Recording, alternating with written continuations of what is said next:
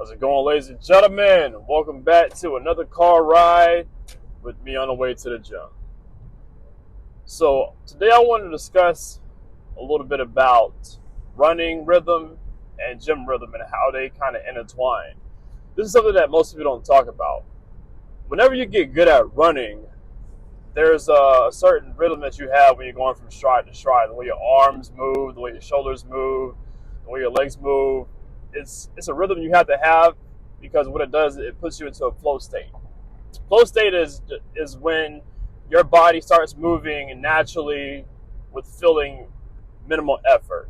So let's just say if you're someone that has a particular skill, you're a hands-on worker, with your hands mostly, and you have to do this with speed and precision, right? So if you've been doing it for a number of years, you know there's a flow state that you go into and your performance goes up based on this. You might have a performance-based job that depends on the flow state that you go into.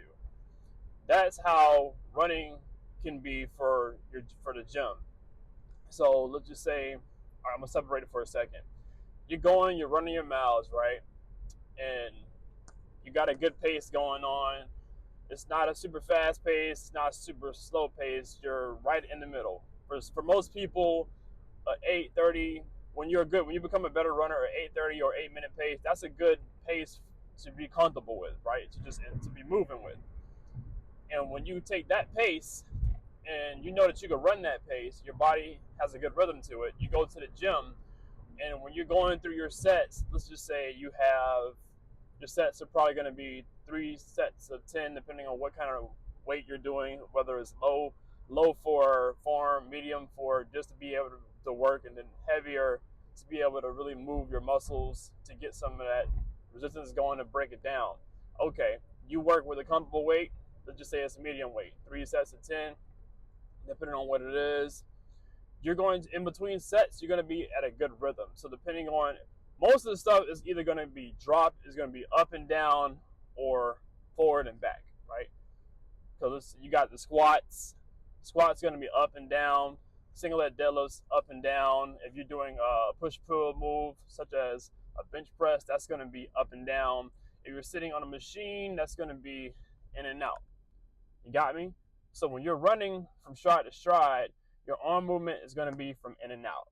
When your body weight goes down to the gathering phase, that's basically when your body goes to one side and it's moving forward, and you got the high knee, that's going to be up and down. So when you take your running, you get good at it, you get a good rhythm at it, it's going to make your up and down, forward and back movements, they're going to become a lot more rhythmic. You're going to have a better rhythm when you're doing it. So this is why I highly recommend many people become better at running. Running is just one of those things that anybody can do, and you can do it for long periods of time, depending on how do you do it, depending on your form, depending on your weight. Because yes, I know people don't like to talk about weight. That's a sensitive subject for many. But when you weigh less, you can run further and you can have more of a juggle with your body. So if you weigh, let's just say if you're a guy, you might weigh 160, 170 pounds, 180 pounds. Okay, for most men, that's a movable weight. You can move with that weight, and you can get a good juggle with your body going forward. That's a good weight. For women, you might weigh, let's say, 115 to 130 or 145. I'm not putting women down. Sorry when I say that. I'm just saying, from my experience of people that are runners, this is something that can help you to become better at running. So once you become better at running, that's going to transform into the gym. And the term that most people use nowadays is a hybrid athlete. If you want to be a hybrid athlete, get better at doing both. But just being a runner, just learning how to run in general, is going to help you in a gym tremendously. And if you're an athlete that plays other sports, it's all going to come together pretty nicely because it's going to transform your athleticism tremendously.